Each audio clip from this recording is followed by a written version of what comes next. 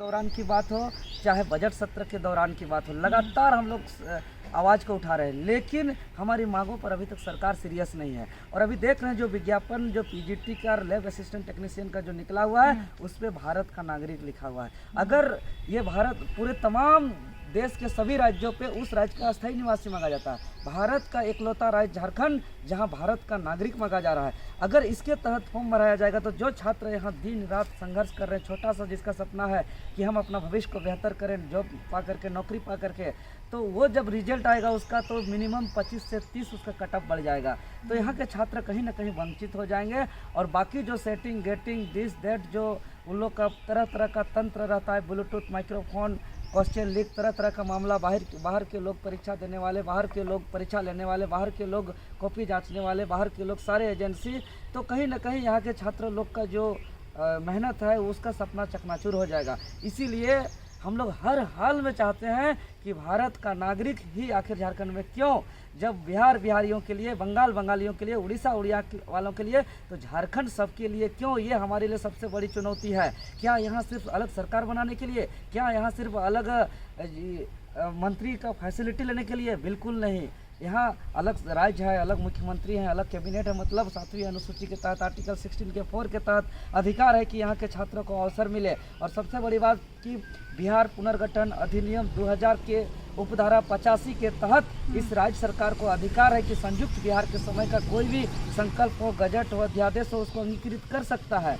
तो इस अधिकार के तहत जो पत्र संख्या 5014/81-806 है उसको अंगीकृत करे 3 मार्च 1982 वाला। और कल कोशिश करे, कितनों नोटिस, कितनों कुछ लगा दे, इस बार फर्क नहीं पड़ने वाला, क्योंकि छात्रों का जो भविष्य खतरे पे है, इससे ज़्यादा और कोई मजबूरी नहीं है। इसीलिए FIR नोटिस खोजे जाने से हम लोग को कुछ फर्क नहीं पड़ेगा। और छात्र पूरे राज्य के 24 जिलों से जो छात्र आ रहे हैं, सभी छात्रों से मेरा निवेदन होगा, हम लोग का पूरा कानूनन रूप से प्रक्रिया से हम लोग संवैधानिक तरीके से पूरा फुलफिल हो गए हैं। हम लोग का कहीं कोई दिक्कत नहीं है प्रशासन की तरफ से। वादी हैं हम लोग, क्या नक्सली हैं जो गोली डंडा और खाली बारूद का बात करते हैं आप लोग?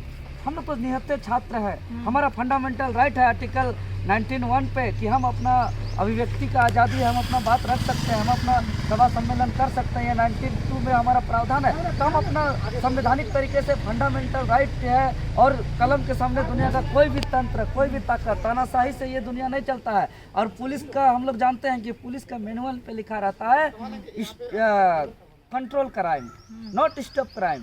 मतलब क्राइम तो होगा लेकिन कंट्रोल के तहत होगा। कोयला तो बेचा जाएगा लेकिन पुलिस प्रशासन तय करेगा कि किसका कोयला किसके थ्रू बेचा जाएगा, किसको पकड़ा जाएगा। एक छोटा सा ट्रैक्टर से कोई मिट्टी उठाता है, कोई अपना घर के लिए बालू उठाता है तो उसका ट्रैक्टर को जब्त किया जाता है। लेकिन किसी का 500 हाइवा निकलता है तो उसको संरक्षण दिया जाता है। तो हम लोग जानते हैं कि ये सब का सच्चाई। इसीलिए हम छात्र लोग पूरे अच्छे तरीके से रणनीति तैयार है। तो हम बार बार चिल्ला चिल्ला के बोल रहे हैं, विधानसभा तक घुस घुस के बोल रहे हैं। जिस प्रकार 23 मार्च को विधानसभा के अंदर तक घुस के कहे हैं, हमारा मांग पत्र आप लोग को दिखाई नहीं दे रहा है, हमारा डिमांड आप लोग को दिखाई नहीं दे रहा है। और कभी तरह तरह के, कभी बोलते हैं भाजपा वाले हैं, कभी बोलते हैं विपक्ष वाले हैं, कभी बोलते हैं आजसू वाले हैं, कभी बोलते हैं बाहरी वाले हैं, कभी बोलते हैं कि रिपोर्टर वाले हैं, कभी बोलते हैं नेता बनने वाले हैं। कितना आप झूठ मूठ का आरोप लगाइएगा महोदय? आप सीधा सीधा कहिए कि जो विज्ञापन निकल रहा है, भारत का नागरिक जो मांगा जा रहा है, झारखंड का अस्थायी निवासी मांगा जाएगा कि नहीं मांगा जाएगा? सवाल सीधा सीधा करिए।